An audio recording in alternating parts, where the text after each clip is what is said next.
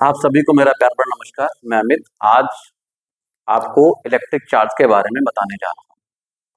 Electric charge एक बहुत important topic है क्योंकि यहीं से इलेक्ट्रिक करंट का कॉन्सेप्ट डेवलप होता है, यहीं से इलेक्ट्रिक फील्ड की कहानी शुरू होती है। तो बहुत कुछ देर ना करते हुए हम सीधे अपने मुद्दे पे आते हैं जो कि हमारा इलेक्ट्रिक चार्ज है, और उस इलेक्ट्रिक चार्ज के मुद्दे पर बात करेंगे। क्या क्या पढ़ेंगे इस बारे में मैं आपको बता दे रहा हूँ। सबसे पहले मैं आपको बता दूं कि इलेक्ट्रिक चार्ज की डेफिनेशन आपको पढ़ाऊंगा, मैं बताऊंगा कि क्या होता है एग्जैक्टली इलेक्ट्रिक चार्ज के बाद आपको इसकी प्रॉपर्टीज आपको बताता हूं कि प्रॉपर्टीज ऑफ चार्ज होती क्या है और क्यों ये पढ़ना जरूरी है। इन पर हम डिस्कशन करेंगे। सबसे पहले बात आती है कि अगर हम किसी चीज की शुरुआत करते हैं, चाहे अपनी लाइफ में हो या कहीं भी हो, तो हम ये मान के चलते हैं कि कोई एक ओरिजिन बनाता है या कहीं एक ओरिजिन पॉइंट हमने ले लिया या एक ऐसी जगह जहां से हम शुरुआत करते हैं। तो शुरुआत के लिए ध्यान रखना होगा कि इस इलेक्ट्रिक फील्ड, इलेक्ट्रिक चार्ज जरूरी इलेक्ट्रिक फील्ड के लिए, साथ ही साथ इलेक्ट्रिक करंट का कॉन्सेप्ट भी यहीं से आएगा। अब मैं आपको एक बात बताता हूं कि इलेक्ट्रिक चार्ज की कहानी है क्या। अगर इसकी हम डेफिनेशन की बात करें तो सबसे पहले हम ये बात बता सकते हैं कि बेटा ये एक फंडामेंटल प्रॉपर्टी है, एक फंडामेंटल प्रॉपर्टी है किसकी, किसी मैटर की, या फिर कह सकते हो सब एटॉमिक पार्टिकल्स की, या फिर सब एटॉमिक पार्टिकल्स की। अब बात ये क्वेश्चन आप हमसे कर सकते हैं कि सर सब एटॉमिक पार्टिकल्स का मतलब यहाँ क्या, वो मैटर तो समझ में आया, लेकिन सब एटॉमिक पार्टिकल्स की कहानी क्या है।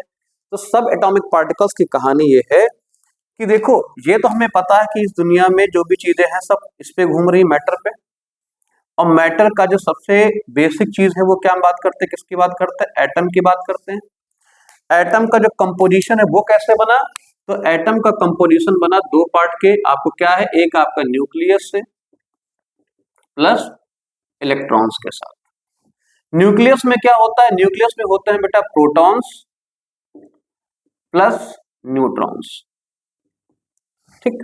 यानी न्यूक्लियस में प्रोटॉन्स और न्यूट्रॉन्स होते हैं, इलेक्ट्रॉन उसके चारों ओर रिवॉल्व होते हैं, राउंड करते, चक्कर लगाते हैं। So you can say basically that the fundamental particle for the matter is atom. But atom को जो सब एटॉमिक की बात करोगे तो उसका मतलब हुआ कि इस एटम के जो सब पार्ट्स हैं वो कौन कौन से हैं, दो पार्ट्स हैं, कौन कौन सा, न्यूक्लियस और इलेक्ट्रॉन्स। न्यूक्लियस में क्या होता है, प्रोटॉन्स और न्यूट्रॉन्स होते हैं। मैं आपको यहाँ एक बात और भी बताता चलूं कि प्रोटॉन्स पे पॉजिटिव चार्ज कंसर किया जाता है, न्यूट्रॉन्स पे ये न्यूट्रल होते हैं, यानी कोई चार्ज नहीं होता। क्यों, क्या होता है, जीरो। इलेक्ट्रॉन जो होता है वो नेगेटिवली चार्ज पार्टिकल्स कहलाते हैं, negatively charge particles. I hope इतनी बात आपको समझ में आई होगी। अब इसको हम एक सीक्वेंस में वन बाय वन डेफिनेशन बनाते हैं, क्योंकि ये जो हमने आपको बताया ये तो हमने तोड़ तोड़ के उसको बता दिया, लेकिन एक सीक्वेंस में एक डेफिनेशन प्रॉपर चाहिए कि प्रॉपर अगर डेफिनेशन आएगी या किसी ने पूछ लिया तो क्या आंसर करोगे। तो उसका आंसर ये होगा कि आप लिखोगे प्रॉपर्टीज ऑफ चार्ज की, जब इलेक्ट्रिक फील्ड की, जो इलेक्ट्रिक चार्ज की जब बात करोगे तो इलेक्ट्रिक चार्ज के लिए आप डिफाइन करोगे द बेसिक और fundamental property of a matter by which it experiences an electric force और एक्सर्ट एन इलेक्ट्रिक फोर्स। जैसे मान लेता हूं कि कोई एक चार्ज पार्टिकल हमारे पास है, यहां एक और चार्ज पार्टिकल है, तो या तो ये इस पर क्या करेगा, फोर्स लगाएगा। कैसा फोर्स, इलेक्ट्रिक फोर्स। क्यों लगेगा उसका रीजन भी बताऊंगा। और या तो ये इसको इस पे चार्ज लगाएगा, यानी क्या, ये इस पर फोर्स अप्लाई कर रहा तो इसको एक्सपीरियंस भी तो हो रहा है। ऐसे इसको बिल्कुल सिंपल लैंग्वेज में समझिए कि जैसे कभी कभी क्या होता है कि कोई पर्सनालिटी ऐसी होती है जिससे बहुत इंप्रेस्ड हो जाते हैं, उसको फॉलो करते, उसके टर्म फॉलो करना चाहते हैं, उसकी लाइफ स्टाइल जीना चाहते हैं। उसी तरीके से मैं कह रहा हूं कि वो क्या कहीं ना कहीं इन्फ्लुएंस करता है। तो क्या करेंगे, जब दो चार्ज पार्टिकल की बात करेंगे तो एक चार्ज पार्टिकल के या तो क्या करेगा, वो दूसरा इसके इन्फ्लुएंस में जब आएगा तो या तो उसको फोर्स एक्सपीरियंस होगा, या तो एक्सपीरियंस वो या तो फोर्स एक्सपीरियंस होगा या फिर फोर्स एक्सर्ट करेगा, यानी दो में से एक बात तो होगी। तो इसको इस तरीके से डिफाइन कर सकते हैं। इसकी जो यूनिट या फिर कह सकते हैं जो सिंबल होता है, तो सिंबल ज्यादातर कैपिटल क्यू लिखा जाता है। किसी मैटर प्रॉपर्टी इंडिविजुअल पार्टिकल्स के लिए स्मॉल क्यू लिखा जाता है। इसका जो एसआई यूनिट होता है, एसआई यूनिट होता है वो बेटा होता है कूलम्स, कूलम। और ये कैसी क्वांटिटी अगर कोई बात कह दे तो क्वांटिटी कैसी है, ये बेटा स्केलर क्वांटिटी है। कैसी क्वांटिटी है? स्केलर क्वांटिटी है।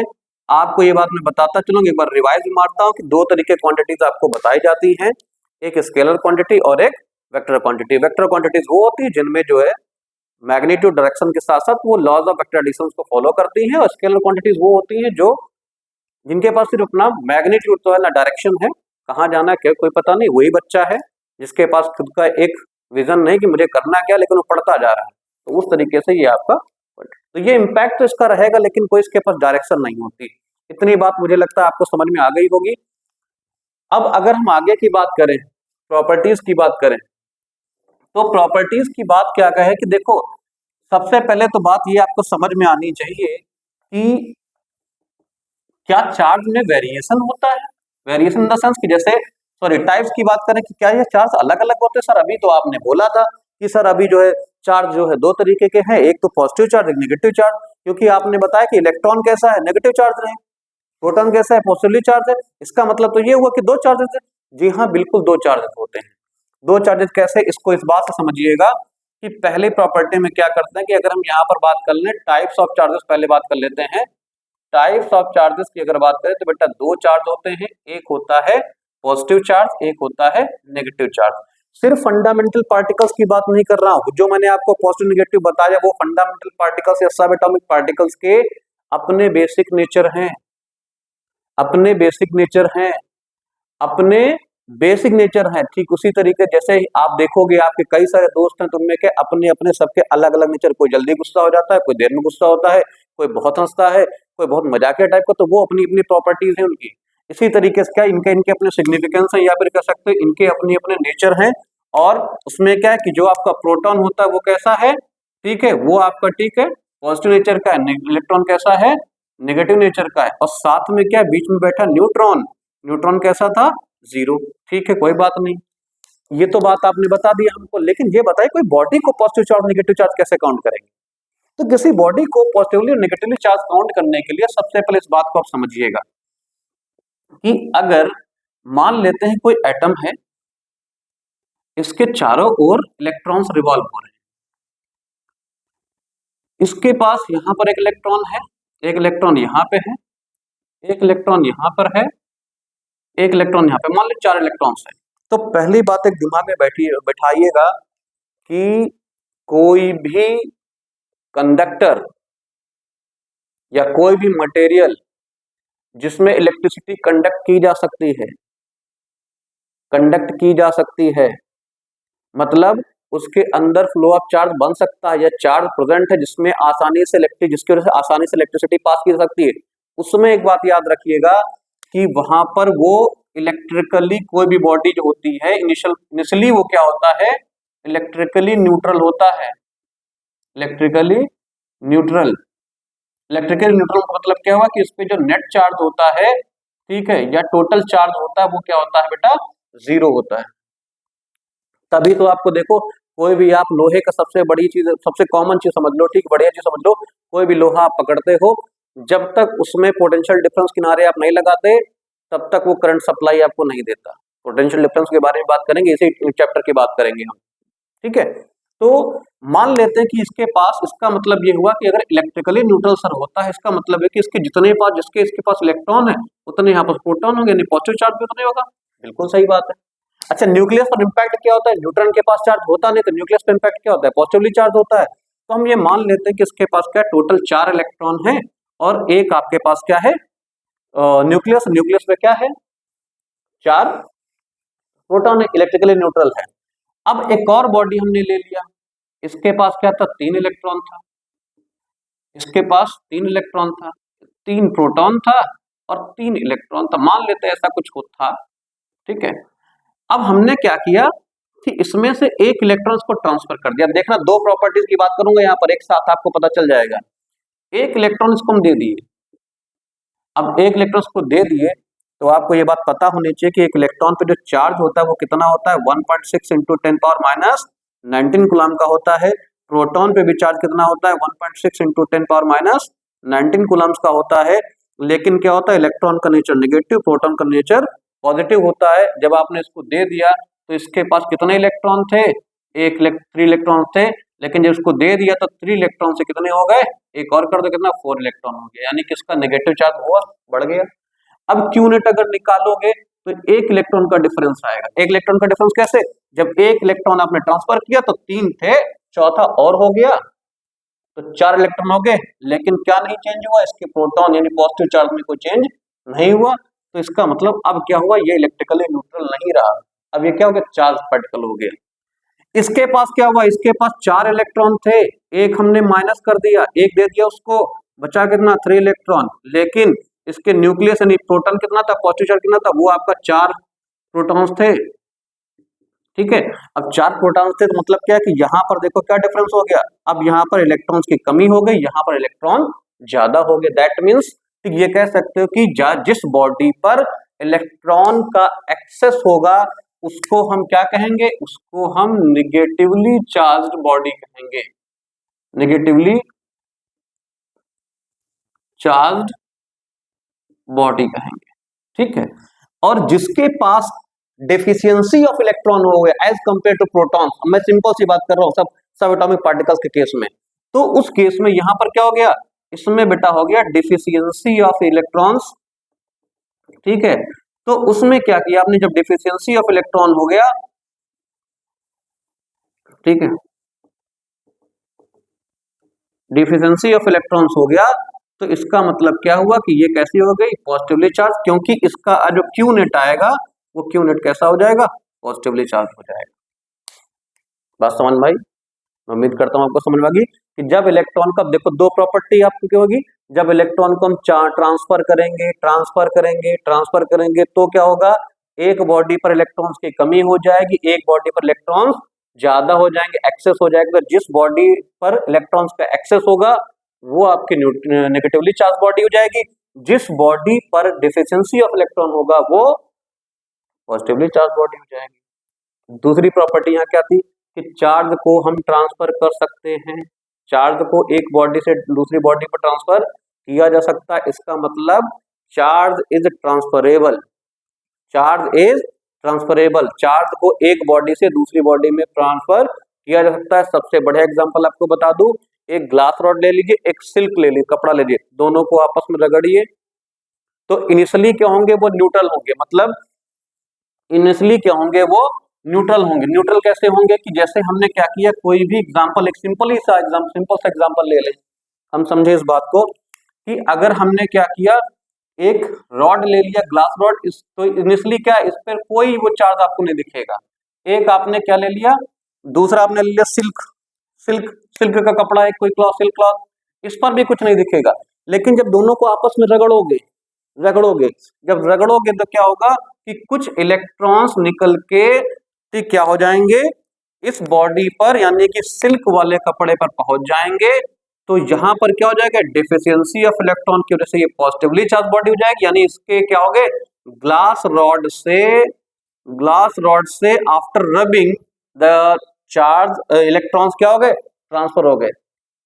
चार्ज मतलब इन द फॉर्म क्या, इलेक्ट्रॉनिक ट्रांसफर होंगे, तो चार्ज तो ये क्या हो गया, आपके यहाँ पर इलेक्ट्रॉन ज्यादा हो गए, नेगेटिव चार्ज ज्यादा हो गया। मान लो कितना हो गया, 5 इलेक्ट्रॉन्स अगर ट्रांसफर हो गए तो बेटा यहाँ पर 5 इलेक्ट्रॉन की कमी हो गई, यहाँ पर क्या हो गया, 5 इलेक्ट्रॉन एक्सेस हो गए।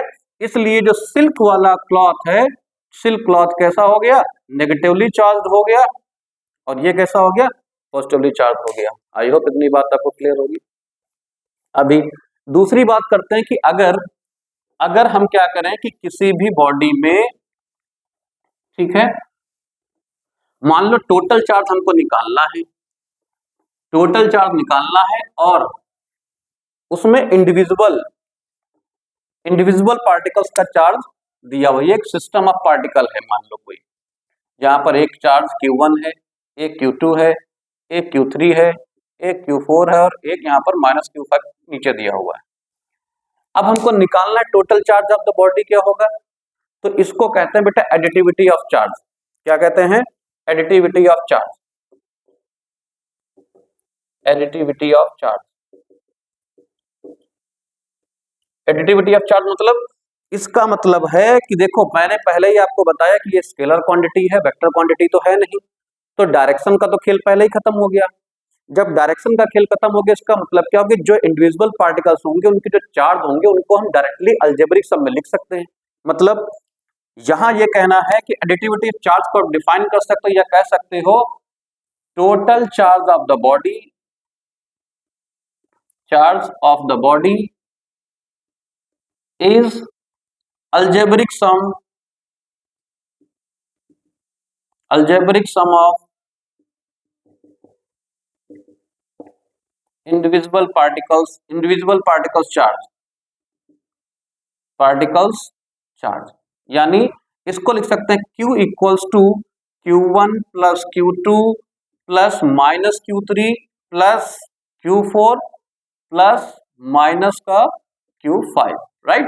तो ये लिख सकते हो आप, क्या होगा? Q1 plus Q2 plus Q4 एक साथ कर दो, दो माइनस का है तो यहाँ माइनस लगा दो, यहाँ पर Q3 प्लस क्या कर दो? Q5 कर दो। अब यहाँ पर बात ध्यान रखना कि अगर ये Q कैलकुलेशन में नेगेटिव आता है, इसका मतलब बॉडी कैसी हो गई? Negatively charge. कैसी हो गई? Negatively charge. नेगेटिवली चार्ज हो गई। अगर ये Q बेटा पॉजिटिव आ गया तो बॉडी कैसी हो गई?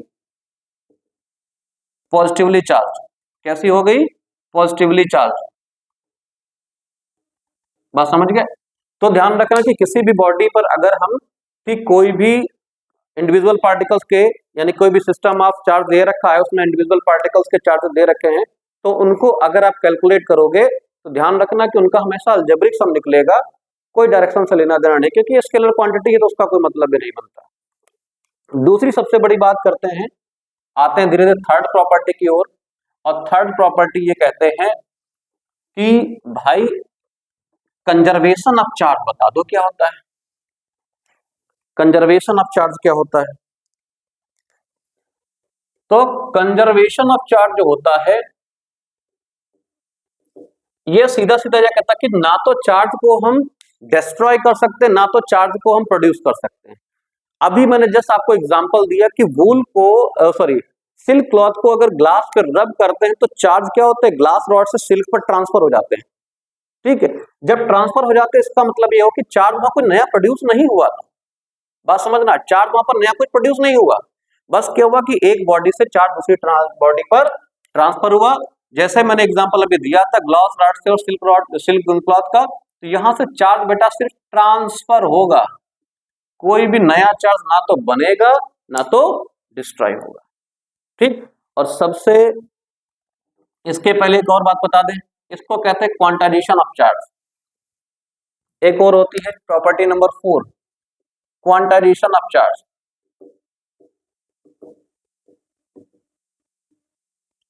क्वांटाइजेशन ऑफ चार्ज क्या होता है? अगर मान लो किसी सिस्टम पर बहुत सारे पार्टिकल्स हैं और हमको चार्ज निकालना है, कि बॉडी का चार्ज निकालना है और हमको ये पता है कि क्या है, कैसे चार्ज, हमने बता दिया आपको इतना चार्ज है, तो वो कैसे निकलेगा? क्वांटाइजेशन है क्या? क्वांटाइजेशन एक्चुअली आपको बताता है, मैंने आपको बताया ना कि एक इलेक्ट्रॉन, भाई ये जितना भी मैटर बना होगा ये एटम से बना होगा। एटम किससे बना हुआ है? इलेक्ट्रॉन्स और प्रोटॉन्स, यानी न्यूक्लियस के साथ। न्यूक्लियस में तो कोई वेरिएशन होना नहीं है क्योंकि वो इसका पार्ट ही नहीं। चार्ज ट्रांसफर कौन सा होगा? जो बाहर होगा एकदम, यानी इलेक्ट्रॉन ट्रांसफर करेगा।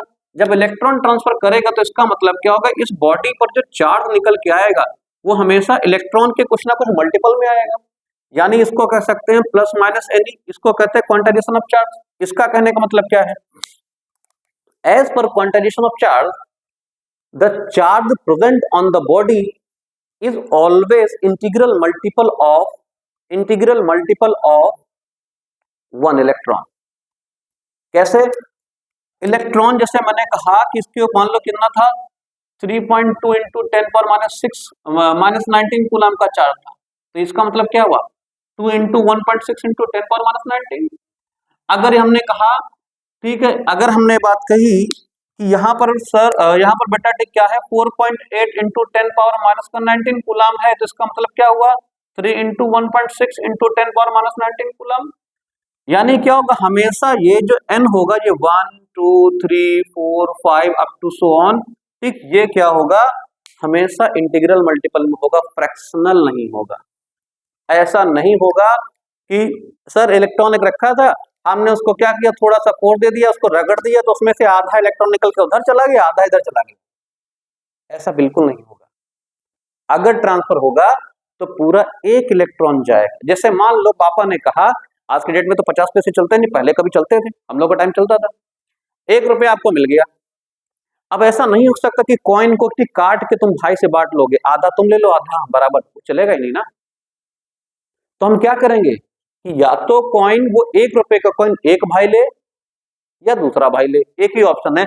ठीक उसी तरीके से क्या होगा कि अगर चार्ज ट्रांसफर कर रहे हैं दूसरी बॉडी पर, तो E/2 नहीं होगा या E/3 नहीं होगा, ये पूरा का पूरा इलेक्ट्रॉन या तो इसका रहेगा या तो इसका रहेगा। इसी को कहते हैं क्वांटम चार्ज, ये बाद में यूज भी होगा। और सबसे लास्ट बात आपको बताता हूं, इनवेरियंस ऑफ चार्ज पार्टिकल की बात करता हूं। इनवेरियंस का मतलब क्या है? इनवेरियंस का मतलब है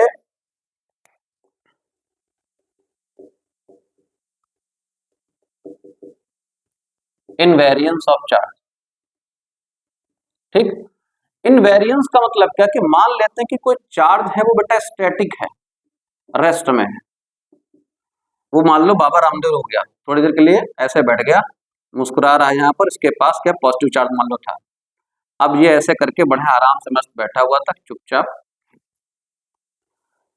इसकी वैल्यू वही है 1.6 इंटू 10⁻⁻19 कूलम, इसका वैल्यू वही है, ये चेंज नहीं होगा, 100% श्योर चेंज नहीं होगा, ठीक है।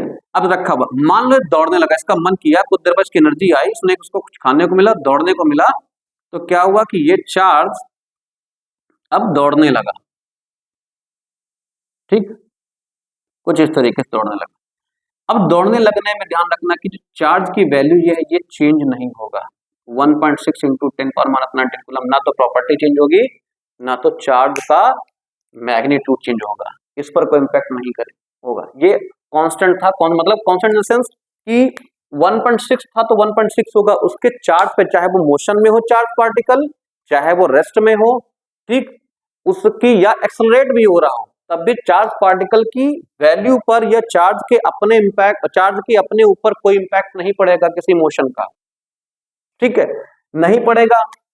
ये अच्छा हाँ, एक और बता दूं, ये जो बेटा जो मास का कॉन्सेप्ट है, मास का कॉन्सेप्ट, मास के कॉन्सेप्ट से बिल्कुल डिफरेंट है, ये बात समझना। मास के कॉन्सेप्ट से बिल्कुल डिफरेंट कैसे है कि मास में दो कहानी आती, एक आती m0 यानी इसको कहते हैं रेस्ट मास, और एक को कहते हैं मास जिसको m लिखते हैं। ये आइंस्टीन ने बताया था, m इक्वल क्या होता है m0 √1 - v²/c²। ये क्या होता है कि मास पर किसी भी बॉडी के किसी भी मोशन में आने पर इंपैक्ट पड़ता है, लेकिन चार्ज पर कोई इंपैक्ट नहीं पड़ेगा। आई होप आपको इतनी बात समझ में आई होगी। पहला क्या बताया, चार्ज, चार्ज क्या होता है, charge a fundamental property of matter, ठीक, through which it experiences force of attraction और रिपल्सन, ठीक, in the presence of any other charge particle, ठीक है।